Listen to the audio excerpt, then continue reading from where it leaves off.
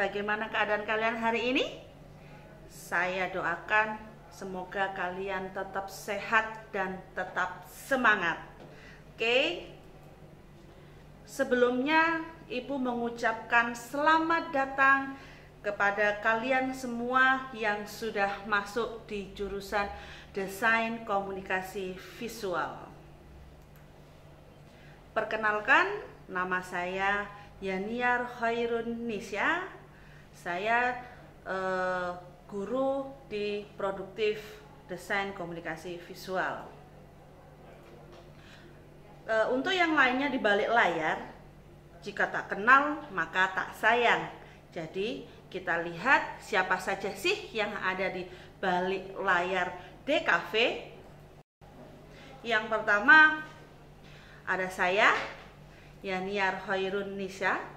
Kemudian ada Budia. Kemudian ada Pak Riki. Kemudian ada Pak Sani. Nah, sebelum ke situ, Ibu akan menjelaskan guru-guru tadi mengajar apa saja, biar kalian lebih jelas dan kalian biar lebih mengetahui guru-guru kalian sendiri. Pertama, untuk saya mengajar simulasi digital, kemudian fotografi dan videografi. Dan selanjutnya beliaunya akan mengajar tentang komputer grafis. Selanjutnya kita beralih ke Pak Riki. Pak Riki akan mengajar tentang dasar seni rupa, kemudian komputer grafis, kemudian produk kreatif dan kewirausahaan, dan desain publikasi, dan yang terakhir adalah Bapak Sani.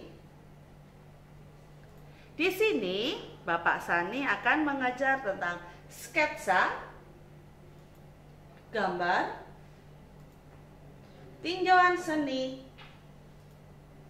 desain publikasi, dan produk kreativitas dan kewirausahaan.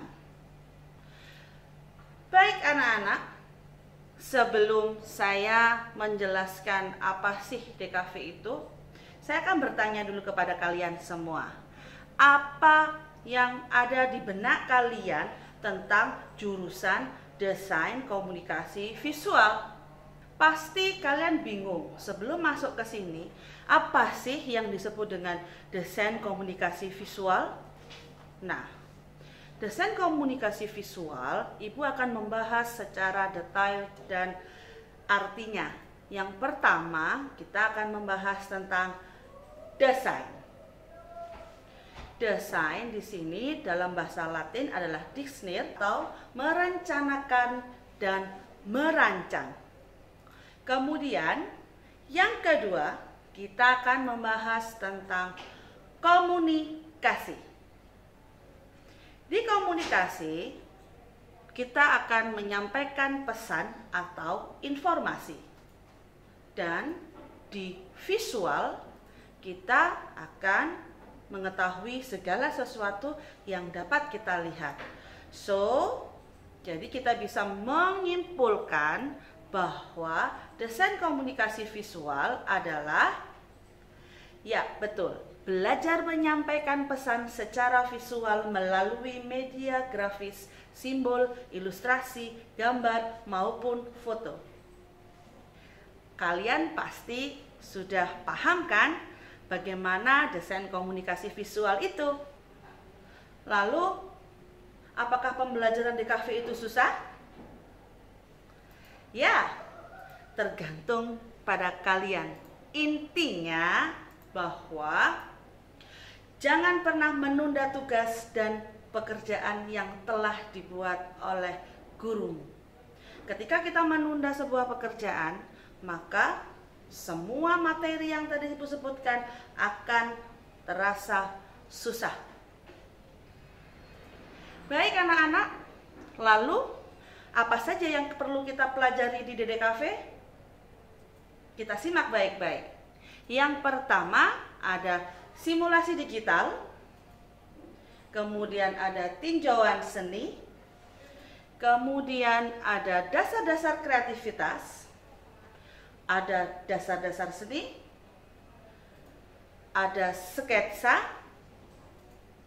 ada gambar, kemudian ada desain publikasi, ada komputer grafis, ada fotografi, ada videografi, dan yang terakhir adalah produk kreatif dan kewirausahaan,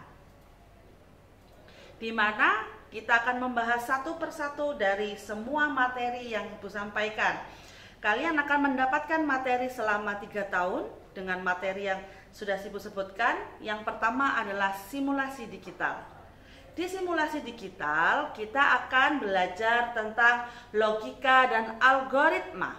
Yang kedua, kita akan belajar tentang Microsoft Word, kemudian Microsoft Excel, kemudian Microsoft PowerPoint, kemudian Edmodo, kemudian email,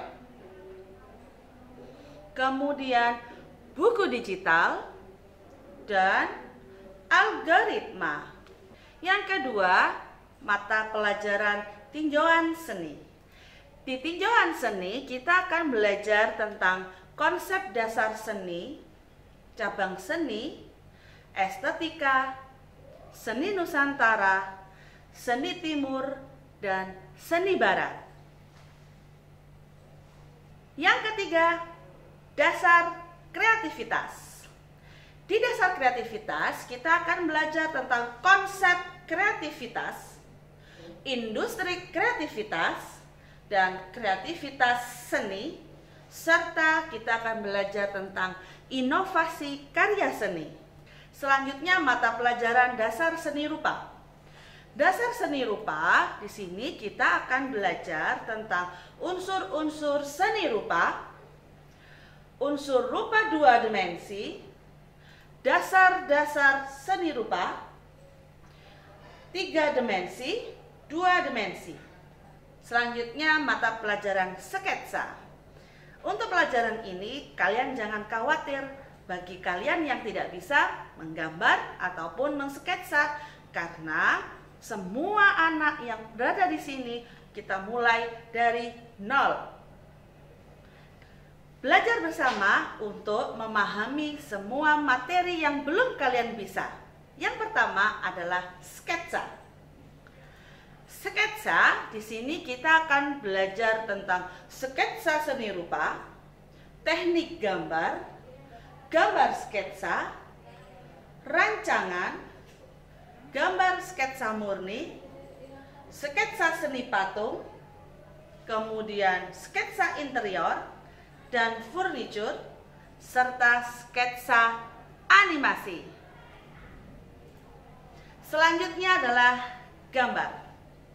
Di sini, di gambar, kita akan belajar tentang bagaimana cara mengkonsep gambar, teknik menggambar, menggambar alam benda, menggambar flora dan fauna, kemudian menggambar model, kemudian proyeksi dan perspektif ilustrasi komik serta poster.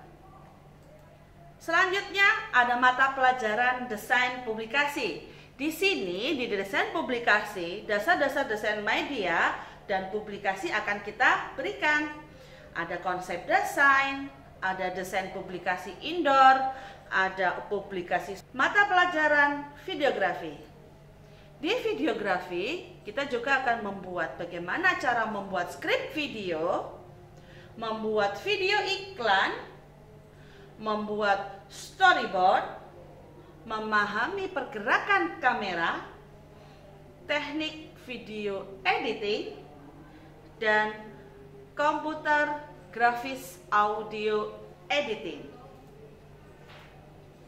Yang terakhir, kita akan belajar tentang produk kreatif dan kewirausahaan, di mana produk kreatif dan kewirausahaan ini kita belajar untuk membuat suatu usaha yang dimulai dari mencari ide, menghitung modal, menghitung laba, dan bagaimana cara kita memasarkannya.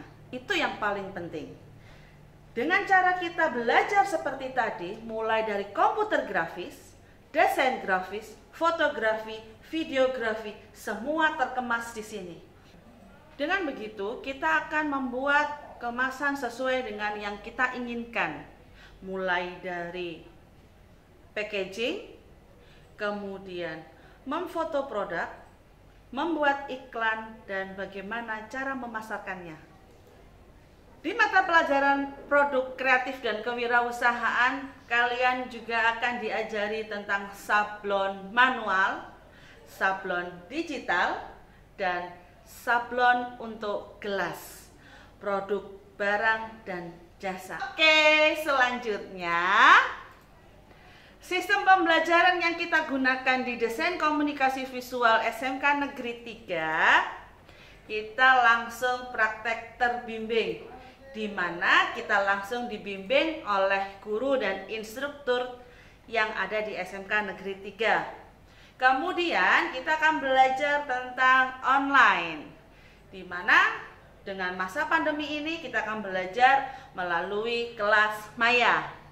Dan yang ketiga, kita selalu mendatangkan guru tamu, biasanya dari Surabaya atau dari Malang, biar kalian mempunyai wawasan yang lebih dari dunia usaha. Dan yang keempat, kita akan melakukan prakerin. Fasilitas belajar desain komunikasi visual tidak hanya belajar di dalam kelas, tetapi juga belajar di dalam laboratorium atau bengkel DKV, di mana bengkel DKV kita mempunyai 3 laboratorium. Yang pertama, lab komputer desain grafis, kemudian ada lab fotografi dan videografi, dan ada lab simulasi digital. Selanjutnya Ibu akan membahas tentang prakerin, di mana prakerin ini akan dilakukan ketika kalian kelas 2.